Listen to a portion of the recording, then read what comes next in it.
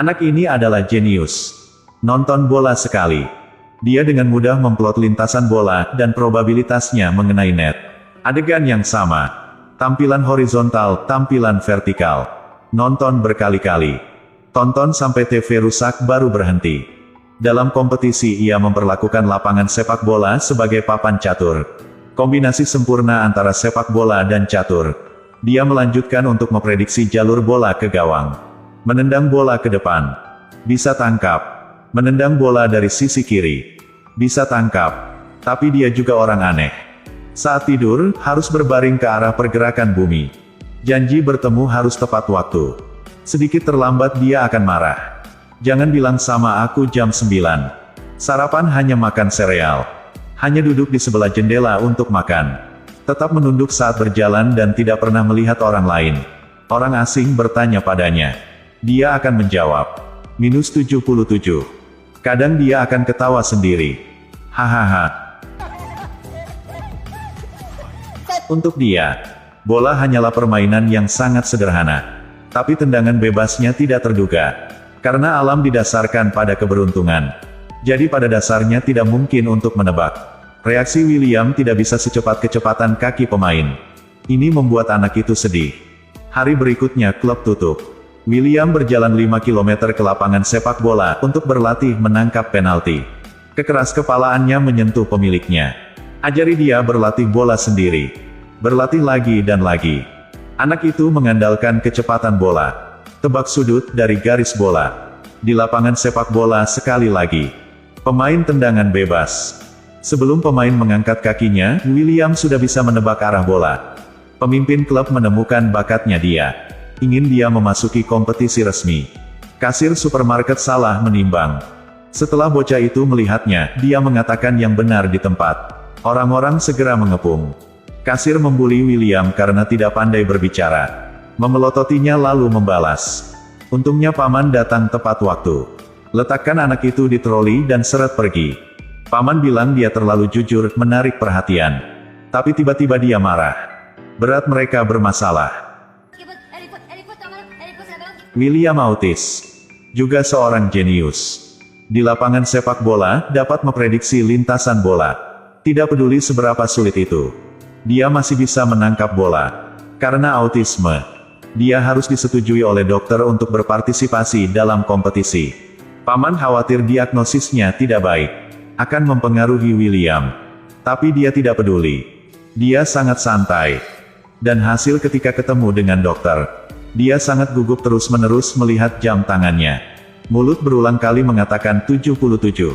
Dokter memanggil pamannya. Mengatakan bahwa situasi anak itu sulit untuk dihadapi. William masih tidak tahu apa-apa. Pertama dia meniru patung itu. Lalu keluar taman. Posisi catur di papan menarik perhatiannya.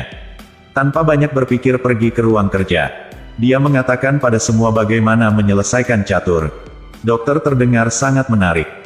Segera ingin bermain catur dengan William. Dia dan William bermain catur. Sayangnya William masih kalah. Anak beruntung melalui peringkat. Tapi dia tidak senang karena kalah main catur. Tapi tidak menjadi gila seperti dulu lagi. Kemudian mereka membeli peralatan. William memilih pakaian sepak bola yang dia suka. Ketika dia mencobanya, dia mendorong tangan penjual. Hanya paman yang bisa membantu untuk mengikatkan bajunya. William sangat senang dengan baju baru. Bahkan dalam perjalanan pulang menceritakan lelucon. Tidak tahu lucu atau tidak. Tapi buat dia tertawa. Paman masih lajang. Karena ibu dia sakit. Jadi dia merawat ponakannya. Dalam 2 minggu kamu akan dibawa ke sanatorium. Dia juga harus pergi ke luar negeri untuk pelatihan. Melalui waktu hidup bersama. William dari perlawanan di awal. Perlahan menjadi terbiasa. Pada akhirnya tergantung pada. Tapi saat dia tahu paman akan pergi. William pada dasarnya tidak dapat diterima. Dia membuka hatinya untuk menerima orang yang dicintainya. Kemudian paman hendak pergi. Pintu hatinya tertutup kembali, dia menolak untuk bermain. Anggota keluarga datang dan pergi sendiri. Bawa dia ke sanatorium. Tim tanpa William sangat membosankan. Semua orang sangat merindukannya. Ketika pergi ke supermarket, paman penasaran menimbang sekantong kacang 500 ger. Ternyata benar lebih 35 ger. Dia pulang dan mengatur tempat tidur seperti dulu. Kursi yang dulu William duduki sekarang kosong. Barangnya masih di tempat yang sama. Di dalamnya ada tiket sepak bola. Paman memutuskan untuk tidak menyerah. Berangkat dengan jalan jauh untuk pulang ke rumah. Melalui cerita dari ibunya dia baru tahu. William sangat berbakti padanya sejak kecil. Masuk ke kamar, kenakan kaos sepak bolanya. William menonton semua pertandingannya dia. Anak itu terus berkata 77. Itu juga karena pamannya meninggalkan lapangan pada menit ke-77 dari sebuah pertandingan. Paman sangat tersentuh. Beberapa hari kemudian dia pergi ke sanatorium.